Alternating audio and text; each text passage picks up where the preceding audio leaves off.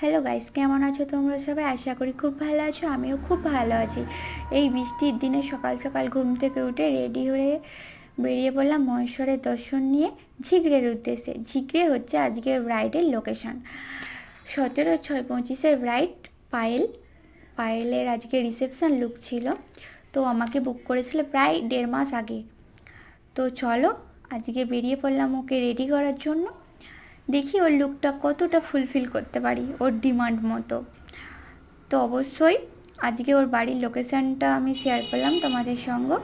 এরপরে ওর before and after লুকটা share করবো তোমাদের সঙ্গে। তো আমার লোকেশান ছাড়িয়ে সাতগেছে পৌঁছে গিয়ে ওর ডিমান্ড মতো কয়েকটা ফুল চুজ করে নিয়ে নিলাম এবং সাতগেছে ছাড়িয়ে ঝিগড়েও পৌঁছে গেলাম।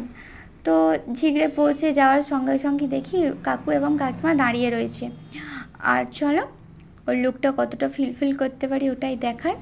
আর পরের ভিডিওতে ওর বিফোর